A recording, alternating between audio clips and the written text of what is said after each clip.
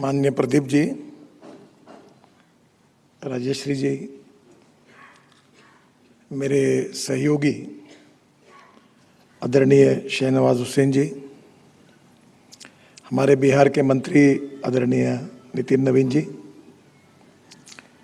उपस्थित सभी महानुभाव, विशेष रूप से जिनको आज अवार्ड मिला है उनको मैं हृदय से बहुत बहुत शुभकामनाएं देता हूं, शुभेच्छाएं देता हूं। मुझे विशेष रूप से जिस विषय पर मैंने अपने विचार रखने चाहिए ऐसा कहा गया है वो काफ़ी लंबा विषय है, बड़ा विषय है, पर उसमें कम समय में अपनी महत्वपूर्ण बातों को मैं आपके सामने रखने का प्रयास करता हूं। ये बात भी सच है कि एक ही इसमें सभी विषय आना भी मुश्किल है। विशेष रूप से हमारा देश जो है एक शहरी और ग्रामीण इस विभाग में बटा हुआ है, urban India, rural agriculture India. मैं आपको याद होगा एक शेतकरी संगठन में शरद जोशी थे, वो रूरल इंडिया को भारत कहते थे और शहरी इंडिया को इंडिया कहते थे और दोनों की तुलना करते थे।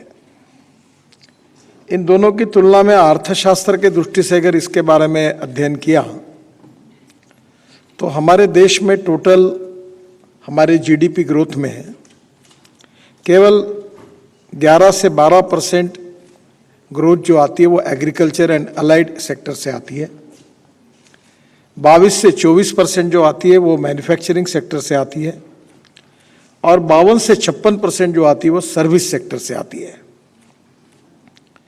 हमारे देश में जो स्मॉल स्केल इंडस्ट्रीज है, लघु उद्योग है, हैंडलूम, हैंडीक्राफ्ट्स में काम करने वाले, खादी ग्रामोद्योग, छोटे छोटे काम करने वाले जो लोग हैं उनसे हमारे जीडीपी में 30% कंट्रीब्यूशन होता है और हमारा टोटल एक्सपोर्ट जो है 40% इसी क्षेत्र से आता है और अभी तक इस क्षेत्र ने 11 करोड़ जॉब क्रिएट किए हैं।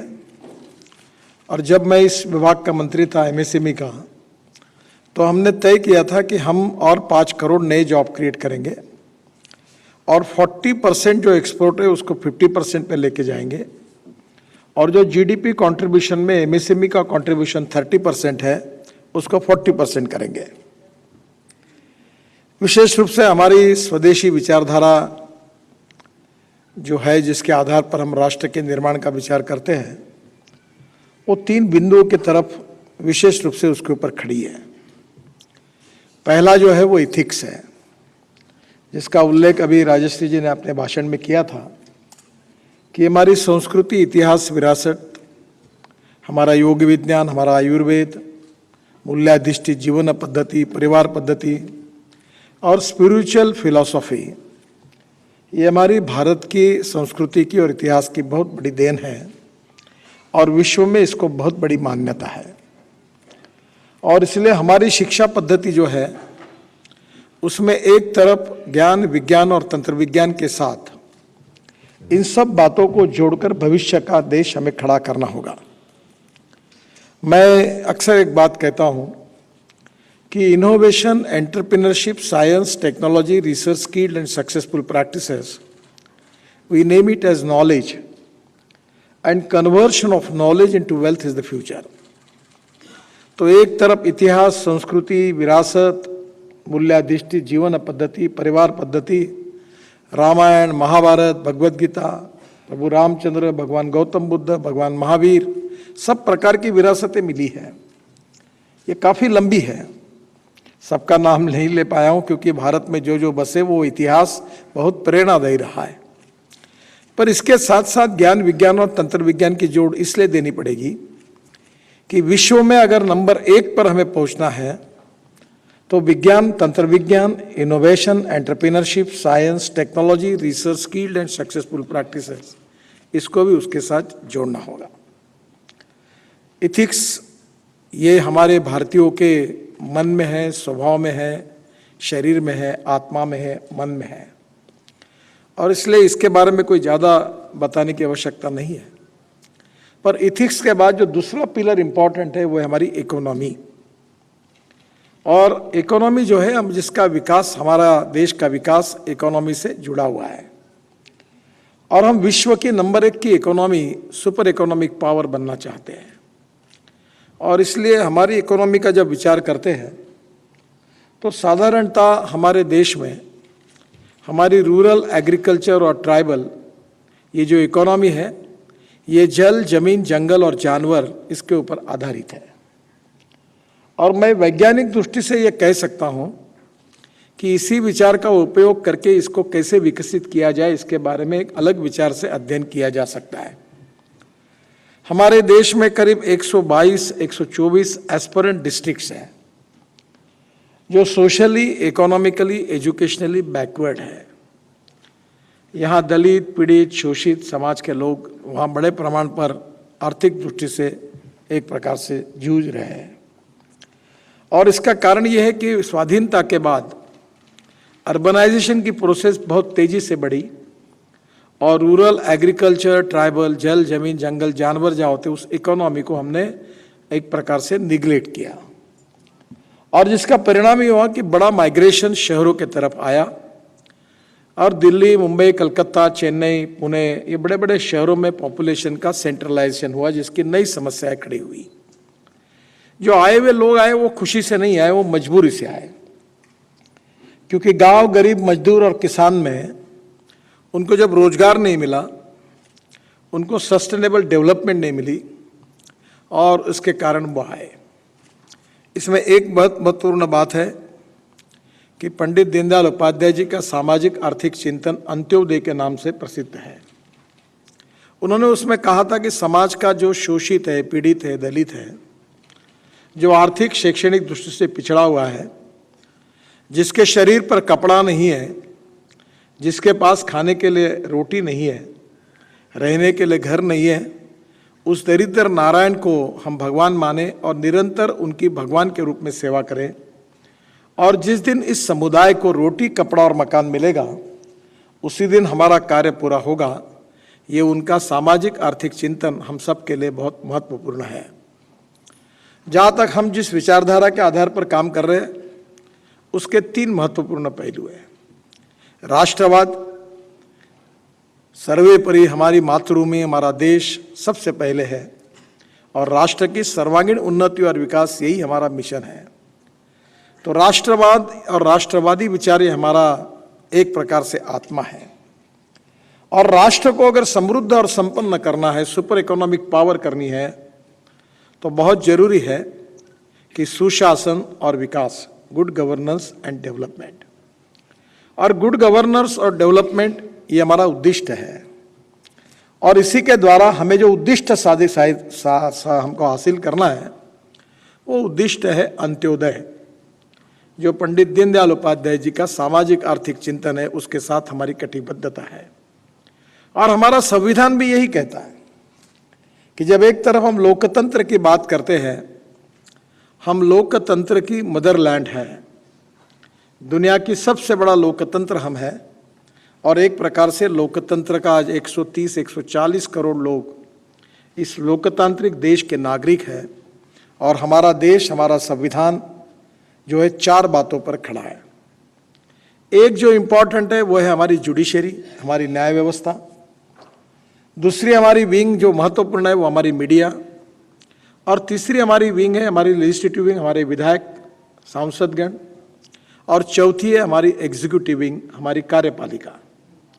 और इस 4 स्तंभों पर लोकतंत्र खड़ा है। और स्वाभाविक रूप से जबकि मैं आपके सामने बोल रहा हूं तो तुलना करना आवश्यक है, इसलिए कहता हूं कि 1947 में हमें स्वाधीनता मिलने के बाद देश में 3 बातों के विचारों की बहुत चर्चाएं थी। एक पहला विचार जो था वो साम्यवाद का था, दूसरा समाजवाद का था।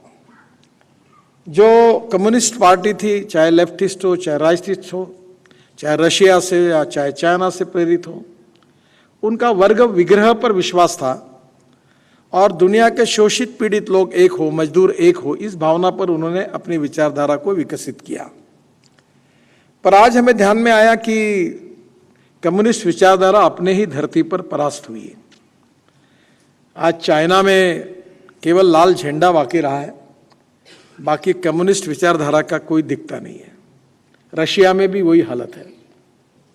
और इसका मतलब यह है कि कम्युनिस्ट विचारधारा भविष्य में लोगों की आशा, अपेक्षा और आकांक्षा का जो स्वरूप था उसके अनुरूप नहीं उतरी है। जो समाजवादी मूवमेंट हमारे देश में आई, डॉक्टर राम मनोहर लोहिया जी बहुत बड़े विद्वान थे और विशेष रूप से अनेक जगह पर प्रजा समाजवादी, संयुक्त समाजवादी, ये भी लोगों ने बहुत बड़ी विचारधारा थी। पर उसके अनुभव के बाद धीरे धीरे वो भी समाप्ति की कगार पर है। और एक स्वतंत्र पार्टी थी जिन्होंने अमेरिकन साम्राज्यवादी आर्थिक विचारों के आधार पर, लिबरल इकोनॉमी के आधार पर उन्होंने अपनी एक विचारधारा रखी थी। और अमेरिका में आज हम देखते हैं कि वो भी हमारी सभी समस्याओं को सुलझा नहीं सकता। इस बात पर भी लोग अब स्थिति में है कि इसका नया विकल्प अब क्या होगा। तो नेचुरली मैं ये मानता हूँ कि जो गरीब, शोषित, पीड़ित व्यक्ति है, वही जनता जिसको राम राज्य की व्याख्या हमारे महात्मा गांधी जी ने की थी, वही सुशासन और डेवलपमेंट की संकल्पना है। और जो शोषित पीड़ित व्यक्ति है, जो सामाजिक, आर्थिक, शैक्षणिक दृष्टि से पिछड़ा हुआ है, उसको केंद्र बिंदु मानकर राष्ट्र का सर्वांगीण विकास करना, यही हमारा उद्देश्य है। सोशल, सामाजिक समता, socio equality and economic equality, ये उसी समय आएगी जब politics is instrument of socio economic reform समझकर काम किया जाएगा। और इसलिए स्वाभाविक रूप से आज ये सब करते समय हमें भविष्य का जो कुछ हमें प्लान है वो उसके बारे में सोचना होगा। पहली बात तो ये है कि ये जो प्लान है इसके कुछ प्रमुख मुद्दों पर मैं कम समय में बोल पाऊंगा। और उसमें हमारी एक महत्वपूर्ण बात है कि हमारे देश के दो महत्वपूर्ण क्षेत्र है, एक है कृषि और ग्रामीण क्षेत्र और दूसरा है उद्योग क्षेत्र। उद्योग क्षेत्र में अगर water, power, transport and communication, चार बातें अगर होगी तो कैपिटल इन्वेस्टमेंट आएगी। कैपिटल इन्वेस्टमेंट जहाँ आएगी वहाँ रोजगार निर्माण होगा, और जहाँ रोजगार निर्माण होगा वहाँ प्रगति होगी, विकास होगा। गुड़गांव में जाके कैसी स्थिति दिखती है आपको, नोएडा में जाके कैसी दिखती है, मुंबई में जाके कैसी दिखती है, पूना में जाके कैसी दिखती है, और फिर कोई और ऐसे गांव में नाम नहीं लेता मैं, आप जाइए वहाँ की स्थिति कैसी है। तो जब इंडस्ट्री खुल जाती है तो रोजगार निर्माण होता है। तो पहली बात तो देश के विकास के लिए सबसे इंपॉर्टेंट चीज़ है कि रोजगार। गांधी जी कहते थे और हम कहते थे, नेहरू जी कहते थे, we want to make maximum production. हमको उत्पादन बढ़ाना चाहिए देश में। पर गांधी जी और दीनदयाल उपाध्याय जी कहते थे, we need maximum production with the involvement of maximum number of persons. ज्यादा से ज्यादा लोगों से ज्यादा उत्पादन होगा तब रोजगार निर्माण होगा। और इसलिए रोजगार निर्माण करने वाली अर्थव्यवस्था को निर्माण करना बहुत ही आवश्यक है, और इसलिए उद्योग आने चाहिए। पर उद्योगों में एक अलग अलग प्रकार के उद्योग हैं। केमिकल इंडस्ट्रीज है, फार्मास्यूटिकल इंडस्ट्रीज है, स्टील इंडस्ट्रीज है। अब एग्रीकल्चर जो है उसका जो बेस है, एग्रो बेस इंडस्ट्रीज का, वो भी अलग है। तो स्वाभाविक रूप से हमें देश का प्लान अब करते समय इसको प्रायोरिटी देनी पड़ेगी कि जो हमारे एस्पिरेंट डिस्ट्रिक्ट्स हैं 120, जो सोशली, इकोनॉमिकली, एजुकेशनली बैकवर्ड है, जहाँ पर कैपिटा इनकम कम है, जहाँ रोजगार की कमी है, जिनका जीडीपी ग्रोथ में बहुत कम कंट्रीब्यूशन है, वहाँ हमको विकास की गति तेज बनानी होगी। उसके सिवा, वैसे मैंने शुरुआत में कहा था कि इंडिया एंड भारत में तफावत हो रही है, और ये दोनों तफावत को कम करके इसको एक करना होगा, तो गांवों का विकास करना होगा। और इसके लिए स्वाभाविक रूप से बहुत बार आपने सुना होगा, मैं अनेक दिनों से एक बात कहता हूँ कि एग्रीकल्चर प्रोडक्शन हमने बहुत बढ़ाया, ग्रीन रिवॉल्यूशन हुआ। आज गेहूँ, चावल हमारे पास सरप्लस है, गेहूँ सरप्लस, चावल सरप्लस, मक्का सरप्लस। आज हमारे पास शुगर, हम दुनिया को दे सकते इतनी शुगर है। हम 340 लाख टन शुगर हमने पिछले साल उत्पादन किया है और 80 लाख टन हमारे पास स्टॉक में था और हमारी जरूरत 280 लाख टन की है केवल। हमारे यहाँ चावल, हमारे गोडाउन भरे हुए हैं। यूक्रेन की वॉर के बाद हम बड़े प्रमाण पर गेहूं और चावल को एक्सपोर्ट कर सके। हम चावल के बहुत बड़े एक्सपोर्टर हैं। पर हमें ये सोचना होगा कि एग्रीकल्चर में हमको क्रॉप पैटर्न को ग्लोबल परिस्थिति के अनुसार बदलना होगा। हमारे यहाँ तेल बिया का शॉर्टेज है। हम 1 लाख करोड़ रुपए केवल एडिबल ऑयल के इंपोर्ट के लिए खर्चा करते हैं। पामोलिन ऑयल आता है, सोयाबीन ऑयल आता है, सूर्यफूल का ऑयल आता है। और अभी कल भी हमारे प्लानिंग कमीशन की मीटिंग हुई तो प्राथमिकता हमने इसको दी कि हमारे देश में तेल बिया का उत्पादन कैसे बढ़े, दाल बिया का उत्पादन कैसे बढ़े और ये जो इम्बैलेंस पैदा हुआ है इसको कैसे दूर करें। इसमें सबसे इंपॉर्टेंट चीज़ है जिसके लिए मैं 2004 से काम कर रहा हूँ और वो जो बात है अब उसको काफ़ी मान्यता मिली है। और वो मान्यता ये है कि हमारा किसान अन्नदाता तो साबित हुआ ही है, पर मैं कहता हूँ अन्नदाता नहीं ऊर्जादाता बने। और जो भविष्य में पहली नीड है कि किसान ऊर्जादाता अगर बनाना है तो हमारे देश में 16 लाख करोड़ का हमारा इंपोर्ट बिल है पेट्रोलियम प्रोडक्ट्स का, पेट्रोल, डीजल, गैस का। और आज मैं ये विश्वास के साथ कह सकता हूँ क्योंकि मैं ट्रांसपोर्ट मंत्री हूँ तो मेरे पास ही अभी ऑटोमोबाइल और बाकी सब बातें हैं, तो मैं अधिकृत रूप से ये कह सकता हूँ कि हिंदुस्तान की तस्वीर में ये जो 16 लाख करोड़ का इंपोर्ट है इसमें 10 लाख करोड़ अगर किसानों के पास जाएंगे तो इस देश का किसान का per capita income, GDP, agriculture growth rate, industries गाँव में इतनी बनेगी कि गांव गरीब, मजदूर और किसान समृद्ध और संपन्न बनेंगे। अब 2004 में हम शुगर फैक्ट्री में मोलाइसिस आता है 4%, सी मोलाइसिस कहते हैं, उससे इथेनॉल बनाते थे। इथेनॉल अल्कोहल है और वो 95.5 डिग्री का प्यूरिटी का अल्कोहल है। फिर हमने BAB मोलाइसिस को मान्यता दी जो शुगर 3% कम करके 7% शुगर BAB मोलाइसिस में जाती है, उससे इथेनॉल बनना शुरू हुआ। फिर शुगर केन जूस से इथेनॉल बनना शुरू हुआ। उत्तर प्रदेश में चाहे पश्चिमी होगा, पूर्वी उत्तर प्रदेश होगा, पूरा गन्ना है। उत्तर प्रदेश की रूरल इकोनॉमी गन्ने पर डिपेंड है। एक कुशीनगर की आप बात कर रहे हैं, उधर भी गन्ना ही है और इसलिए गन्ना उत्पादक किसान इथेनॉल बना सकता है। और इसलिए अभी इथेनॉल हमने पेट्रोल में हम अभी 10% डाल रहे हैं। ये कम से कम 20% डालने का निर्णय पर इथेनॉल ही उपलब्ध नहीं है। मैं शहनवाज हुसैन जी को बहुत बहुत धन्यवाद दूंगा कि बिहार के मंत्री बनने के बाद उन्होंने इस बात को बहुत अच्छी तरीके से उठाया और बिहार में उन्होंने इथेनॉल के प्रोडक्शन की शुरुआत की। मैं जब भी बिहार जाता हूँ, बीजेपी का अध्यक्ष था तब से मैं बोलता हूँ, पर हमारे देश की एक समस्या है कि आउट ऑफ बॉक्स आइडियाज़ को कोई जल्दी एक्सेप्ट करने के लिए तैयार नहीं होता और ये स्वाभाविक है। मैं एक दिन खाना खा रहा था, मेरी पत्नी ने मुझे पूछा कि आप बोलते हो, मैंने सुना है कि आप पानी से हाइड्रोजन निकलेगा, हाइड्रोजन पे गाड़ी चलेगी, तो आपके बातों पर तो मेरा ही विश्वास नहीं है, तो लोगों का कैसे बैठेगा। तो मैंने तुरंत टोयोटा इंडिया के चेयरमैन विक्रम किर्लोस्कर को फ़ोन किया और मैंने कहा कि ये गाड़ी हाइड्रोजन पे चलने वाली मुझे चाहिए। मैंने बोला वो मैं सब कानून फानून सब मैं बराबर करूँ, मुझे गाड़ी पे चाहिए उसकी। और उसका नाम है, क्या नाम है उसका? मिराई। मिराई में, जापानी में मिराई नाम है, हिंदी में उसका नाम है भविष्य। और वो गाड़ी जो है वो मैंने लाई है, मेरे पास है अभी, और वो हाइड्रोजन पे चलती है। हाइड्रोजन 3 प्रकार का है। एक है ग्रीन हाइड्रोजन, जरा शहनवाज जी इसको और शांति से सुनो, इथेनॉल जैसा बिहार के लिए बहुत मजबूत विषय है।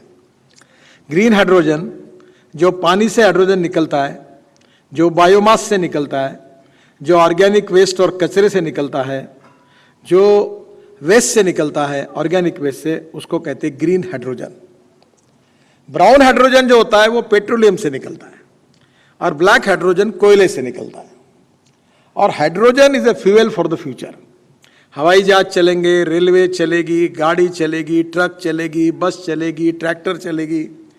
और मेरा सपना है कि $1 पर केजी हाइड्रोजन आना चाहिए। तो $1 यानी 80 रुपये पकड़ लो, तो उसमें 450 किलोमीटर चलेगी गाड़ी, 80 रुपये में 450 ग्रीन फ्यूल।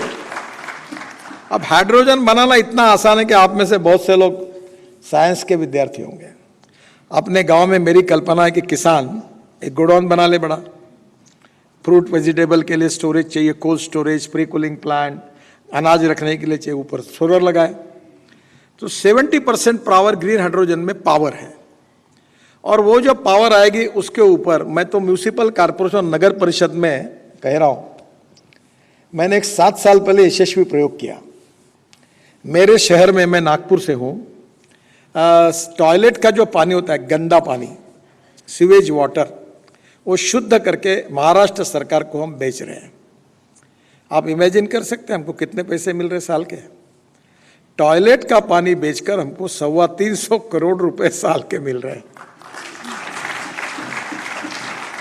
तो वो पावर के लिए उपयोग में लाते हैं।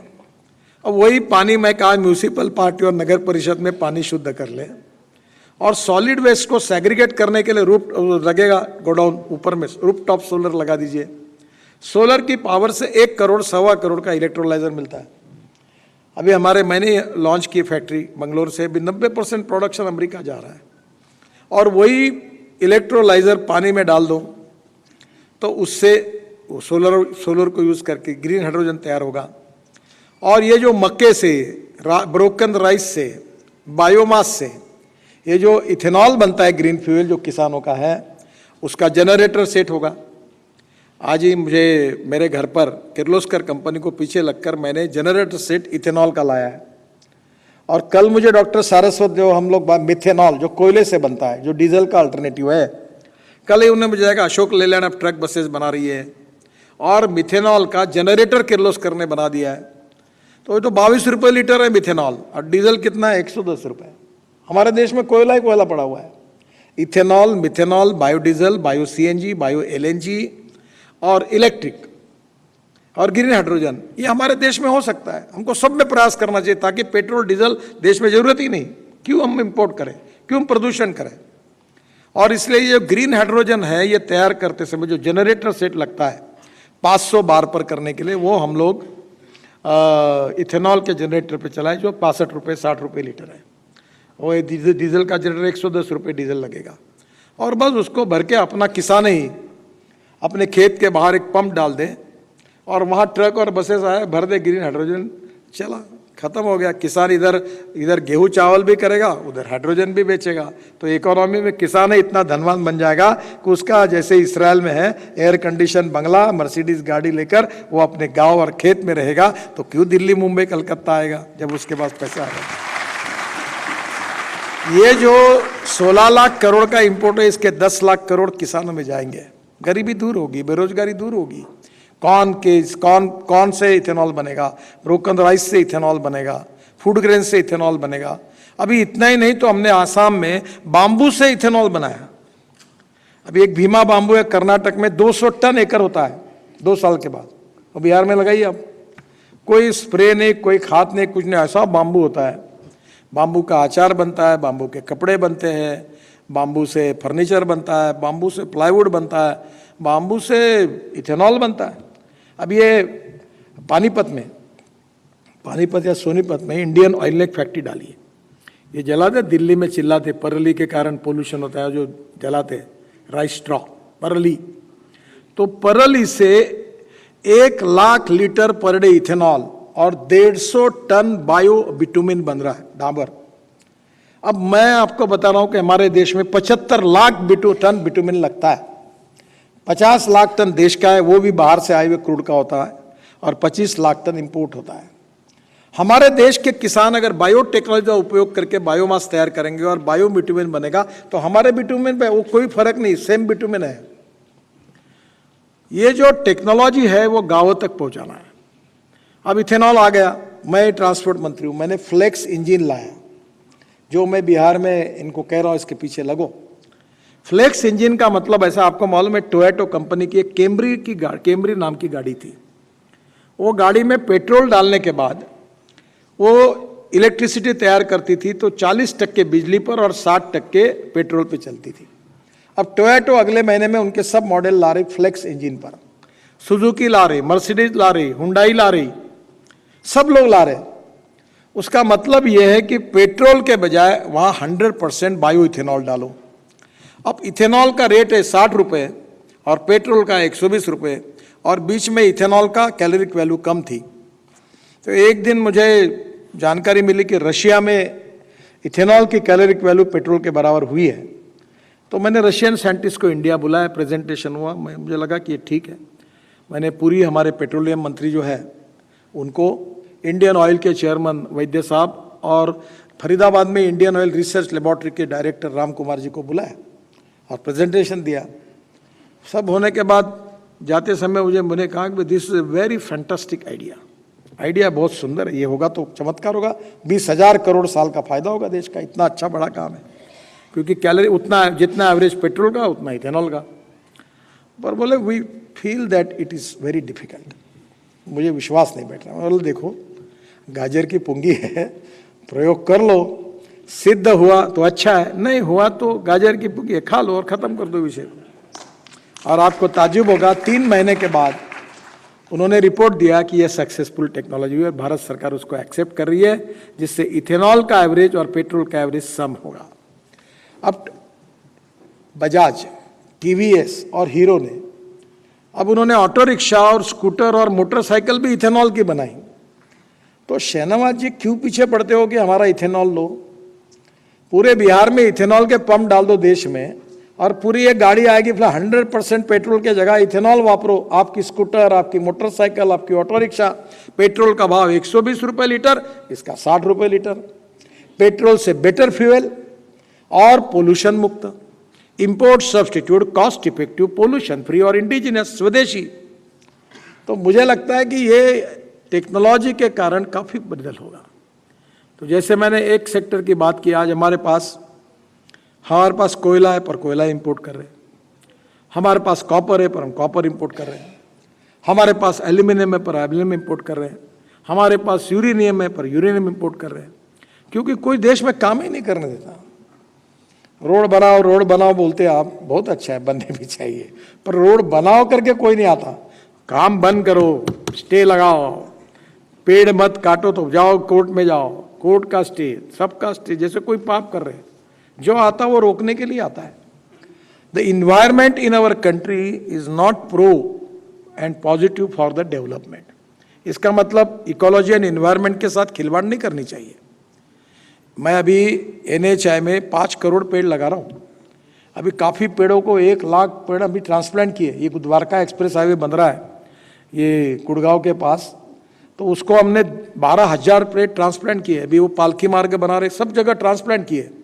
अभी बद्रीनाथ केदारनाथ में 4 धाम है, वहाँ भी मैंने कहा नहीं पेड़ नहीं काटना, मैं भी हूँ। अभी हमने 80 रुपये का एक पेड़ 3 मीटर हाइट का और 75 लाख पेड़ खरीदी की है राजमुंद्री से, आंध्र प्रदेश से, और हम लोग पूरे रोड को ग्रीन कर रहे हैं।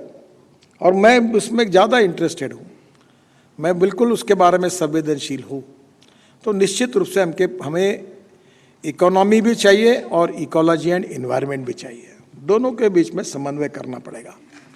तो आज स्वाभाविक रूप से हमें प्रदूषण, एयर पोल्यूशन, वाटर पोल्यूशन और साउंड पोल्यूशन में कम करना चाहिए। अभी हमारी ट्रांसपोर्ट की अगले महीने सब मंत्रियों की मीटिंग है, मैंने 2 सुझाव देने वाला हूँ। एक कि गाड़ी का हॉर्न जो होता है इतना साउंड पोल्यूशन करता है, बांसुरी बजे, माउथ ऑर्गन बजे, कोई मंजूर स्वर आए जगाने के लिए, तो मैंने कहा ये साउंड उसको कान को तकलीफ नहीं होनी चाहिए। एयर पोल्यूशन, वाटर पोल्यूशन, मैं गंगा में था बिहार में, मैंने पटना को 5-6 हज़ार करोड़ दिए। कितने प्रोजेक्ट दिए मैंने? पूरे गंगा को शुद्ध करने के लिए 30,000 करोड़ के प्रोजेक्ट शुरू किए। काली नदी, वो मुझे नाम मालूम नहीं, ज़्यादा उत्तर भारत में कम घुमाऊँ। कानपुर में एक फाफामऊ नाला है, वो नाले में भी देखा मैं, सब काला पानी ऐसा बड़े, इसमें पूरा गंगा में जा रहा था। हमने सब गंगा में पहली बार पिछले साल जब कुंभ हुआ तो सभी साधु सन्यासियों ने मोदी जी को और मुझे आशीर्वाद दिया कि पहली बार लोग गंगा का पानी पी रहे थे। तो मेरा आपको यही सुझाव है कि पानी हमारी दूसरी समस्या है, प्रदूषण, जल प्रदूषण, वायु प्रदूषण और साउंड पोल्यूशन से देश को मुक्ति देना, इकोलॉजी एंड एनवायरनमेंट में सवाल ही नहीं उठता, इसमें कोई कॉम्प्रोमाइज नहीं करना चाहिए, पर इकोनॉमी को भी डेवलप करना चाहिए। तो इसमें जैसे मैंने कहा, ये तीसरी जो इम्पोर्टेंट चीज़ है पानी है। और मैं अभी अचानक जब उठ रहा था तो मैं शहनवाज जी को भी बता रहा था कि एक परसों मेरे घर पर नेपाल के पूर्व प्रधानमंत्री आए थे, तो मैं वाटर रिसोर्सेज मंत्री था, तो मैंने 48 रिवर्स का नदी जोड़ प्रकल्प तैयार किया। वो काफ़ी दिनों में चर्चा हो रही थी, मैंने उसको पूरा एक जगह लाया और 18 DPR बनाए। और उसमें एक उसका पार्ट नहीं, पर एक इम्पॉर्टेंट है जो बिहार और उत्तर प्रदेश में का बाढ़ में हजारों करोड़ का नुकसान होता है। इसका कारण ऐसा है कि नेपाल से नदियां निकलती है, तो एक पंचेश्वर धरण है, और वो जो धरण है वो अगर बना है डैम, तो वहाँ 6000 मेगावाट बिजली तैयार होती है। तो मैंने उनको समझाया कि आपको 2500 मेगावाट लगती है, अभी ऑलरेडी आपके पास है, हम आपको ये धरण बनाकर आप कुछ मत करिए, सब खर्चा भारत सरकार करेगी, हम पैसा लाएंगे। आप एक बार ये प्रपोजल वाटर रिसोर्स मंत्री करके मैंने उस समय लिया था, आप बिजली जो है, बाकी बिजली हम बेचेंगे, और ये बहुत खर्चा है, इसको 40,000 करोड़ रुपए लगते हैं। तो यहाँ अगर बन जाएगा तो नेचुरली गंडक से लेकर गंगा से लेकर सब नदियों में बाढ़ वो एकदम कंट्रोल हो जाएगा, और वो अगर कंट्रोल हो गया तो बिहार में, उत्तर प्रदेश में नुकसान नहीं होगा। तो अभी एक कल्पना है, जैसे हमारे पास पावर ग्रिड है, हमारे पास रोड का NHAI का ग्रिड है, अभी हम लोग ग्रीन हाईवे बना रहे हैं, नए हाईवे बना रहे हैं। अभी दिल्ली से देहरादून जाने के लिए 7-8 घंटे लगते हैं, हम 2 घंटे में लेके जाएंगे 4 महीने के बाद।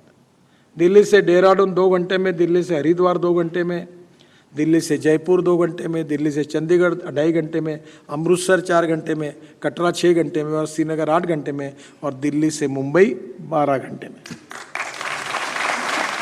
मैं पटना का भी बना रहा हूँ, पटना का भी है, बात हुई है, उसके ऊपर भी काम शुरू हुआ है। हम 26 ग्रीन हाईवे बना रहे हैं, ऐसे रोड ऐसे ऐसे घूम के सीधे बना रहे हैं, तो नेचुरल रोड डिस्टेंस कम होगा। तो मेरा आपको यही कहना है, जैसे वाटर ग्रिड हमारे पास नहीं है, रास्ते का पावर ग्रिड है, रोड ग्रिड है, पर वाटर ग्रिड नहीं है। बिहार में बरसात आती है, बहुत बरसात आती है, तो वहाँ बाढ़ आता है, तो यूपी में सूखा पड़ता है। यूपी में पानी आता है तो बिहार में सूखा पड़ता है, दोनों में पानी आता है तो राजस्थान पानी पानी करता है। तो हमने ये कहा कि क्या इज इट पॉसिबल, ये बहुत बड़ा प्लान है, इसके ऊपर अलग एक कार्यक्रम रखिए आप। एक रीजन का पानी, एक बेसिन का पानी दूसरे बेसिन में ले जाना। अभी केन बेतवा आई, अब एक कितना बड़ा बुंदेलखंड उत्तर प्रदेश का और मध्य प्रदेश बहुत ही सूखाग्रस्त है, एक इससे बुंदेलखंड हरा हो जाएगा। तो मैं आपको यही कह रहा हूं कि पानी में बहुत काम करने की जरूरत है। जहां इरिगेशन है, आप भाग्यवान है, बिहार में आपको, हमारे यहाँ 450-500 फीट पानी नहीं लगता। तो हम क्या कर रहे हैं, नदी नालों का डिपनिंग कर रहे हैं, और मिट्टी निकालते हैं और पानी कंजर्वेशन करते हैं। तो हमने एक बहुत अच्छी मुहिम चलाई है, दौड़ने वाले पानी को चलने के लिए लगाओ, चलने वाले पानी को रुकने के लिए लगाओ, और रुके हुए पानी को जमीन को पीने के लिए लगाओ। गांव का पानी गांव में, खेत का पानी खेत में, घर का पानी घर में। और अभी मैं कोई इतना विद्वान नहीं हूँ, तो मुझे 2 डिलीट मिली, और दोनों डिलीट जो मिली है वो बड़े बड़ी यूनिवर्सिटी, एक पंजाब राव कृषि विद्यापीठ अकोला, और दूसरा शिरडी के पास महाराष्ट्र में गवर्नमेंट के विद्यापीठ है, मान्य शासन बड़े राहुरी, महात्मा फुले एग्रीकल्चर, दोनों एग्रीकल्चर यूनिवर्सिटी ने एग्रीकल्चर साइंस के लिए मुझे डिलीट दी, क्योंकि एग्रीकल्चर मेरी पैशन है, मैं उसी में काम करता हूँ। तो अब ये ड्रोन्स आ गए। अब आपको बताता हूँ, इतनी सिंपल बात है कि हमने नैनो यूरिया बनाया, नैनो मिश्र खत बनाया। अब यूरिया जब 1 एकड़ गन्ने में लगता है तो 4 बोरे लगता है, तो फेंकते हैं, तो 75% वेस्ट होता है और 25% प्लांट को जाता है। अब नैनो यूरिया एक बोरा जो 50 किलो का, उसके ऊपर एक 500 ml की बोतल आप बिहार में शुरू करिए।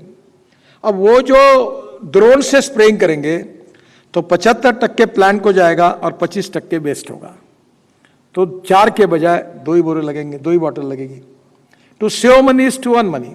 मिश्र खत भी आए, ऑर्गेनिक खेती के लिए भी जो दवाई ऐसी मारी जाएगी।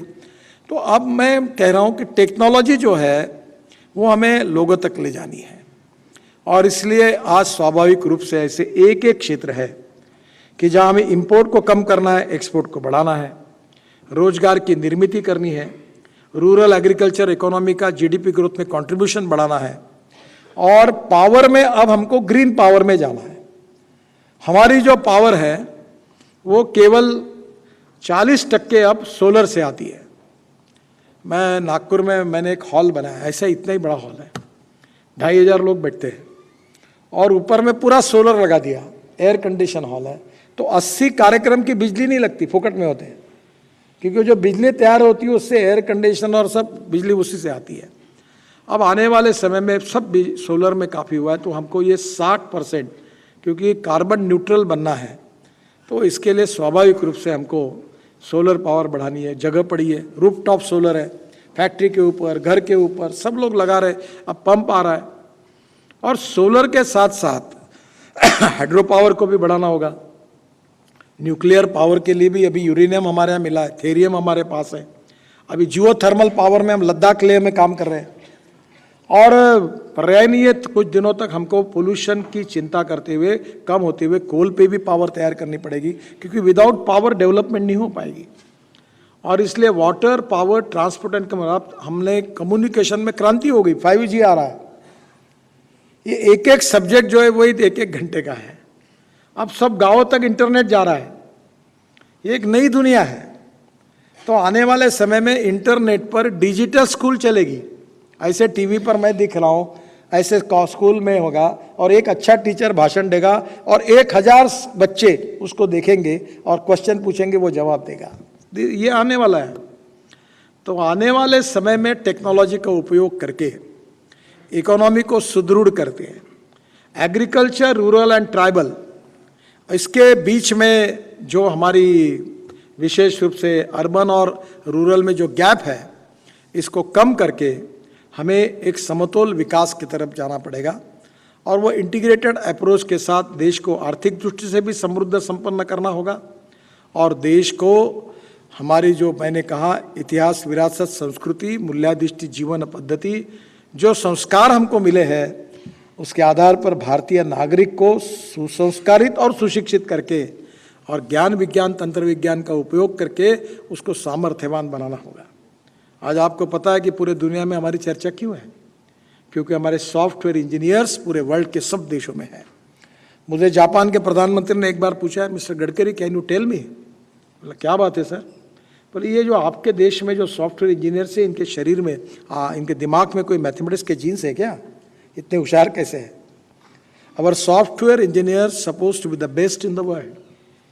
और इसलिए मैं आपको कहना चाहूँगा कि विज्ञान, तंत्र विज्ञान को भी आगे डेवलप करना है। स्टार्टअप में हमें नई नई टेक्नोलॉजी डेवलप करना है, और उधर इंपोर्ट को बचाना है, प्रदूषण को कम करना है, और स्वदेशी के आधार पर, स्वावलंबन के आधार पर लोकतांत्रिक स्वतंत्रता को अबाधित रखते हुए हमें आगे हमारे देश की भविष्य की नीतियों के बारे में सोचकर काम करना होगा। मैं अक्सर आखिर में एक बात कहूँगा कि मैं बहुत बार कहता हूँ, you can donate I but you can not donate vision. हम आंखें दान कर सकते हैं पर जीवन दृष्टि दान नहीं कर सकते। The lack of appropriate vision is a big problem. तो people like you, we need to find out the way outs कि कौन से क्षेत्र में क्या करना चाहिए, और उसके आधार पर भविष्य के देश की निर्मित अगर होगी तो निश्चित रूप से हम आत्मनिर्भर भारत तो बनेंगे ही, पर विश्व की नंबर 1 की सुपर इकोनॉमिक पावर बनेंगे।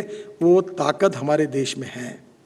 We are a rich nation with a poor population, पर हम we will be the rich nation with a rich population. कठिन है पर असंभव नहीं है। इसके आधार पर और अनेक क्षेत्रों का विचार करके भविष्य की योजना बनानी पड़ेगी, और उससे ही हमारा सपना पूरा होगा। बहुत बहुत धन्यवाद। नमस्कार। आपका भी बहुत बहुत धन्यवाद माननीय मंत्री जी। आपकी बातें हमेशा स्वदेश प्रेम से जुड़ी होती हैं और हमें हमेशा आपसे प्रेरणा मिलती रहती है। आप ऐसे ही कार्य करते रहें, लंबे रास्तों को छोटा करते रहें।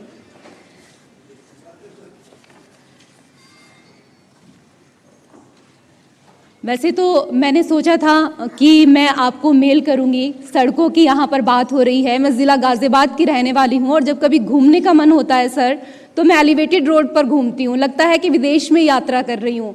हर जगह तिरंगे कलर में लाइटें नज़र आती हैं। मेरठ पर जो एक्सप्रेस वे बना है वो वाकई देखने लायक है और मैं सैल्यूट करती हूँ आपको इसके लिए।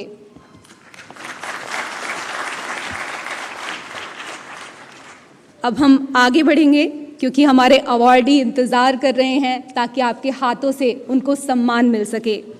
स्वदेश कॉन्क्लेव के बाकी अवार्ड जो हैं अवार्डीज़ को वो अवार्ड दिए जाएंगे। जी, मैं विनम्र निवेदन कर दूंगा श्री नितिन